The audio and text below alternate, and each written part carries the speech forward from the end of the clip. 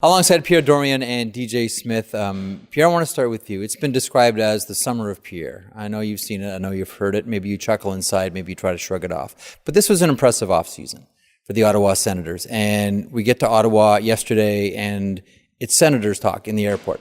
Guys with baggage, talking Senators. Restaurants, Senators. At the hotel, Senators. Talking to players this morning. There's this, we haven't had a sense of optimism here in a long time, but here it is. I don't know that it's just about the signings and the trades. It's got to be about something more. Where does this sense of optimism come from your chair? Well, from my chair, it just comes from the team that we've been able to put together through the summer. It comes from the quality additions that we've been able to make, solidifying our top six forward. Wouldn't say it's the best in the league, but it can compete with some of the best in the league. Solidifying our goaltending, getting a guy that was an all-star last year. I think it's also the guy to my left. It's having a coach that we hired a few years ago that I know can build this team into a winner. So it's putting all the pieces together is what excites us. I'm just curious, guys. You can't change on the ice. Just in general, what have you seen behind the scenes that's different about the Senators? The way you guys do business, the way you guys approach things. How have you seen the change that maybe the fans and the media don't see? Well, for me, it's the expectations. The players expect so much more of themselves today than they did before.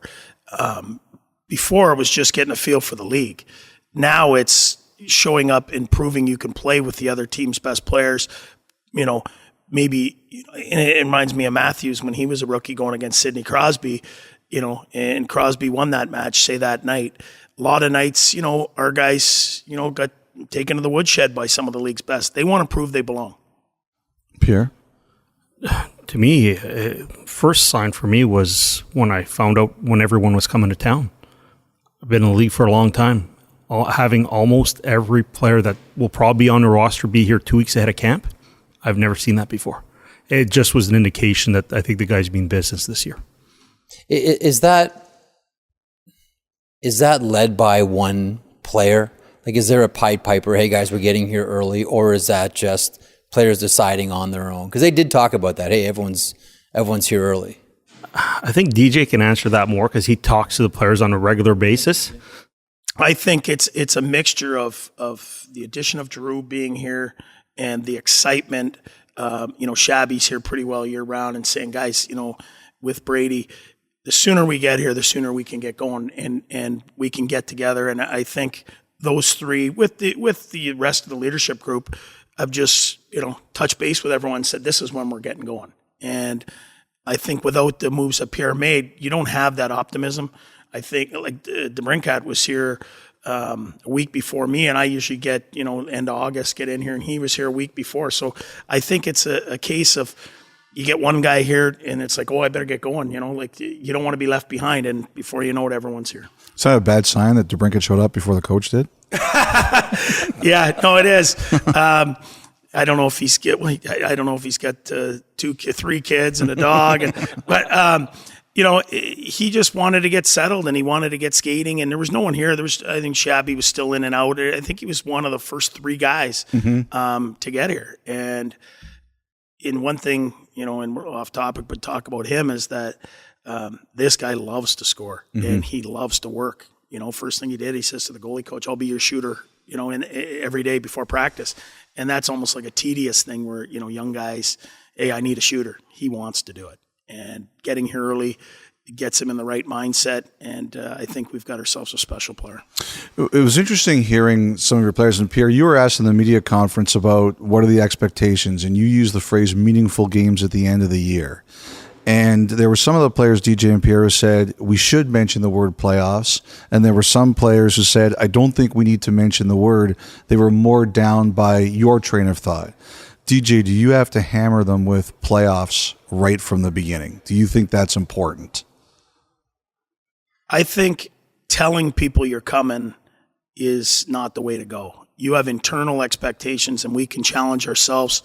The most important thing is October, and get out the gate and show that we can win hockey games right away. I think you're putting the cart before the horse if you say, I want to get in the playoffs, but you're not ready when October comes. Remember, when you tell people what you're going to do, that they're going to be a heck of a lot more ready for you. No one's going to take us lightly this year. We're not going to see as many backup goalies. People are going to be up for us, and you're not going to catch a sleepy team anymore. So there's a lot more. The competition's going to be harder for us, but the biggest thing for me is be ready in October, and we'll worry about November when it comes, and December, and we'll go month by month. But in order to even be close to talking about the playoffs, you got to be ready in October. Another thing that players talked about was, a few of them talked about it was, we have discussed as a group that we have to have the puck more. That is one thing that we have all talked about that we have to be better at. How do you make yourselves better at that? Well, for me, our skill set's going to help. That's for sure. Some guys are just able to hold on to the puck better than other guys. And systems-wise, we're doing everything we can to do what the best teams in the league have done, but also feeds into what we're doing. If you have a bunch of highly skilled guys and you're asking them to dump the puck in every single time and forecheck, the likelihood of them getting back isn't good. I think in the past, we may have had 4 or 5 guys that could make these plays and a bunch of checkers. So what worked best for us was to, put it in every time, stay above you. If you watch Colorado, it's not so much putting it in, it's speed off the puck. It's not giving the puck up. It's holding on to it longer. And I think we have that skill set now. I think we're strong enough, but that's up to us to prove it. Pierre, did you do everything you wanted with this team in the offseason? Like, do you enter this summer saying, you know what, I got the business that I wanted to get done, or were there a couple of things, that one got away? Well, nothing got away, that's for sure, because not by lack of effort. Obviously, we felt we needed to upgrade top 6, top 9. We felt that. We wanted to upgrade our goaltending. We did that. I think teams are seeing me come from a mile away, upgrading our defense corps. But at the same time, I think we're going to have good internal competition there. I think some guys are coming back, like Travis Hamonic is playing 100%. He wasn't 100% last year. Other guys are in way better shape than they showed up last year. You put the addition of Jake Sanderson in there, I think it'll be a good internal competition on the back end. One of the things, DJ, that we've all talked about, and Elliotte and I spent some time with him about a month ago in Germany, is Tim Stutzle and how he looks and the expectation. You always look for, okay, when's the kid going to have his breakthrough year? When's the breakout season coming? And I think a lot of us are circling Tim Stutzle. From what you've seen so far, you've coached all of his games, and here we are again with a lot of expectation for Stutzle. What's this kid's ceiling? How good can Stutzle be? Or should we pump the brakes a little bit on, handing this guy an 80-point season? Well, I always say pump the brakes just to take the pressure off my guys. I don't want them in the pressure cooker. But I heard you do that with Sanderson today. Yeah, but in saying that, I believe in Timmy. I believe that he's special. I think he wants to be great. I think he's really, really competitive. And probably the best thing I see from him, hockey aside, and I think what makes him really good, is he treats people good. He's always in a good mood, and that will go on the ice. Because when you have a bad game, if you're in a good mood, you're smiling, your bad games aren't going to add up. You're not going to ride the lows as much. In his first year, I couldn't say that. I see him now. He's shaking hands with everybody when he walks in, the ushers and the people helping out at training camp. He's a different kid. He's more confident. He knows clearly that I believe in him and the organization believes in him. Now it's up to him to prove it, but I have no doubt that, and I never really have, that, he's going to be a special player. I always hated, it's so funny. Like Brian Burke always told a story about Teemu Selanne. Like Burke would come in grumpy and Selanne would always be in a great mood. And some days Selanne would be so happy and Burke would be like, shut up, I'm depressed. Like I hear guys like Stutzle and I'm like, do you ever get annoyed?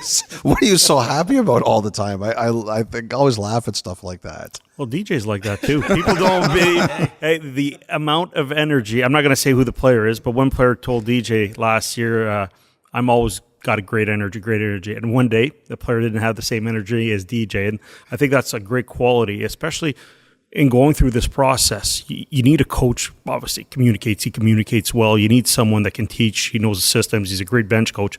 But you got to have that energy level, whether it's a win or a loss the day before, you got to come in because you're starting over again. And that was one thing that really was attracted to us when we hired him, is the energy level that he brings every day is off the charts. For me, my dad did me a favor. I mean, he made me work. My grandfather owned a construction company and made me work in grade 8. Mm-hmm. And I know what it's like to be out there 55 hours in grade 8 when all my buddies were playing baseball and whatever. This isn't work. This is a passion. This is a love. So I get up every day lucky to go to work and do what I love. Pierre, you've been here, by the way, it reminds me of Mike Babcock Sr., who told his son, you don't ask anybody to do anything you won't do yourself. I always remembered that lesson. I thought that was very good. Pierre, when was the last time you felt, like coming into a season, you felt as good about things overall as you do right now? This is the best I felt in my 7 years as a general manager. Now, the first year was different. If you would have asked me the first year, are we going to get to the conference finals, I probably would have said, I'm not sure we're going to do that. But this, there's a feeling of a comfort level that I've never felt before as a general manager. Mm-hmm. I don't know how to describe it, but just driving in today, wasn't really worried about anything. Just knew that things are going to fall into place. We're going to have a good team. We're going to be competitive. You know, you knock on wood to hope not to have injuries, or any serious injuries of long term, but there's a comfort level that I haven't had in 7 years here. What do you worry about, DJ? Coaches worry. Well, coach, yeah, I mean, every coach, but you worry when you didn't have the same players you have today as you do now. You want to be able to prove continuously that you can get your team over the top, and developing's one thing. Now proving that you can win with a group is a completely other thing. And that'll be what drives me. That'll be what drives our staff. I think we have a very capable group. We've been around the NHL a long time. But saying it and doing it are two different things. And if you look at the Eastern Conference, go through it and tell me the 8 teams that are not going to make it. And tell me the 8 that are. I mean, there's some guarantees in there. Probably you would think it is sports, anything can happen. But realistically, probably 5 or 6 are going to be upset that they didn't get in. And it's a battle out there, and it's going to take not only, coaching, goaltending, playing, it's going to take some luck, and it's going to take a lot of things to stay in that fight. But that's what it is. I mean, you want to get your team ready, you want to be organized, and you want to hit the ground running. Was there anything that Pierre came to you with this summer that you said, holy smokes, I never saw that one coming? Not that I didn't see it coming, but the Debrincat, I mean, just the opportunity to get him, and that is a real player. But I mean, I watched him playing junior. He was in Erie. I had an opportunity to coach against him. I mean, he's scoring 50 and 60 and 40 in the NHL twice. I mean, that you're putting a guy like that in your lineup. You look at the Maple Leafs who we play all the time. Matthews gets 60 goals. That's a borderline goal a game the coach gets, so as a group, half a goal is in the net when you start if the kid can, score those kind of goals. Adding with the group that we have, which I felt really confident with, that was probably the one where I was like, wow, this is a real player. We're gonna have 2 lines that at least there's a decision for the other team. If they're gonna sick their, you look at Carolina, they're gonna sick Pesce and Slavin on what line, they at least got to pick. And I think before there was no choice. It was, you're going after Brady, and if you shut him down, you get us. We have 2 groups now, and some more guys that I think can be sleepers as well. Hold on a second, Jeff. Game 1 of the season. I hope you're not in this situation, but I'm creating the hypothetical for you. You're down 1 with 15 seconds left. You've got an O-zone draw. Who gets it? Norris line or Stutzle line? The best 5 players will be on the ice. And it might be a mixed match. Is the face-off on the right? Drew's a career 60% guy. Is the face-off on the left? There's a lot of things that are going to go into it. Again, you brought a guy in that scores 40 goals. It'd be hard to keep him off the ice too. So, you know what? Whoever's feeling it, whoever's going the best. And I don't think you can go into a game, like football where you have a set 15 or 20 plays. Mm-hmm. As a coach, you've got to watch and see what's going on out there. And if a guy's having a night, that's the way, sometimes it rolls. I mean, you want your big boys out there, but you also want the guy that's feeling it.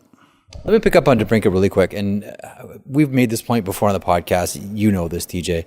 When you have someone that can score an easy goal, just snap it in and relieve pressure on the bench, because when you have to grind for every goal, it's hard. One of the reasons why I like the Debrincat deal for you guys, one, it's 40 goals, obviously, but just the ability to take pressure off the bench. It's been 1-1 for 15 minutes, and Debrincat has a puck on his stick, and bam! It's an easy goal, and it's in the net, and the bench goes, okay, and the pressure's gone. That's one of the intangibles a guy like Debrincat brings to this team, true or false? True. Boston Bruins, look no further. Marchand, how many nights have I watched the Bruins, over the last so many years, either when I was in Toronto or even last year, I'm watching, they got nothing going. Their goalie's playing good. They check like always. They're down 2-1 with 5 to go. Marchie peels one from Bergeron back of the net. 2 minutes later, he scores again. Game's over. And there's their 2 points, and they move on to the next city. The difference between being in the hunt at the end of the year is two extra points a month between the average team and the team that finishes first. Over that span, there's your 12, 14 points. Guy like Marchand does that every night. Guy like Matthews does that every night. I don't want, again, put all this pressure on the kid, but, if he's going that good and you're in a game maybe you don't deserve, that's when those guys take over. And, maybe you got outplayed, but your goalie's held you in, and he takes over the game for 5 minutes, and you get in the shower, everyone gets on the bus, win or lose, you won the game. Pierre, you mentioned there's new coaches this year. There's new TVs this year. What other changes have happened behind the scenes that you think are going to benefit this group? Can I talk about my 2 new assistant GMs? You can talk about whatever you want. You're the one being interviewed.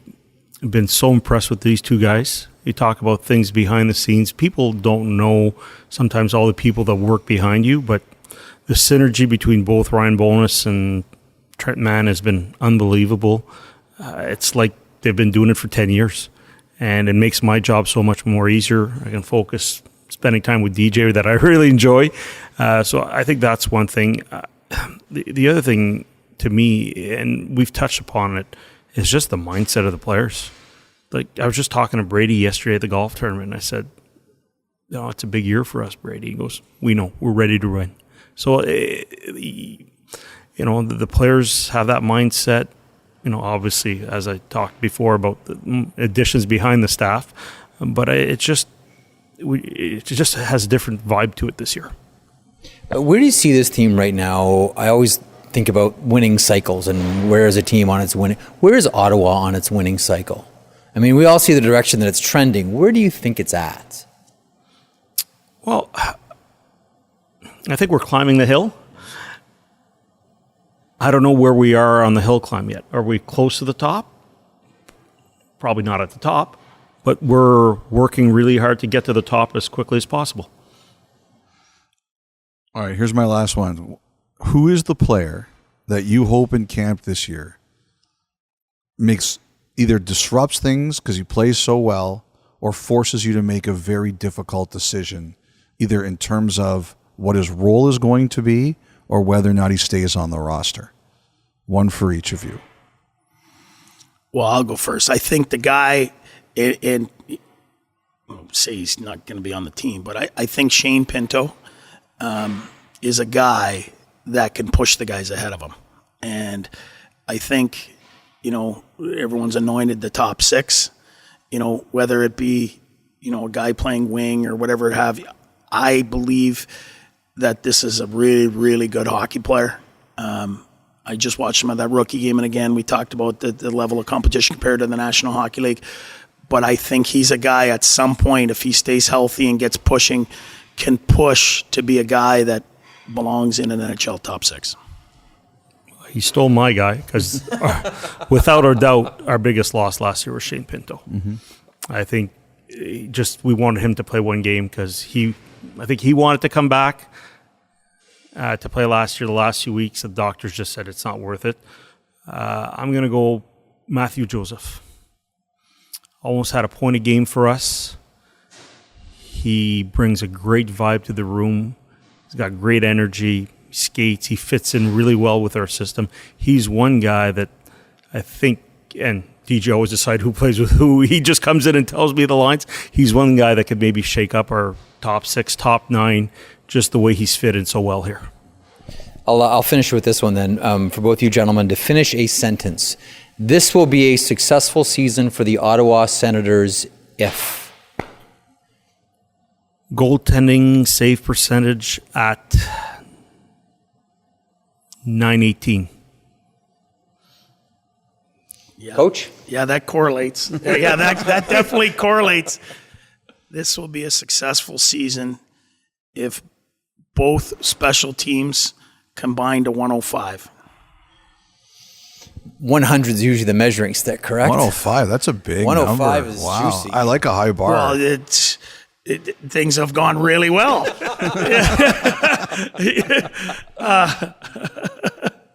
That's a fantastic answer. I know you're busy, gentlemen. Thank you so much for your time. Best of luck this season. It's great to see this much excitement in Ottawa. It really is. Good luck this season. Thank Thank you. you.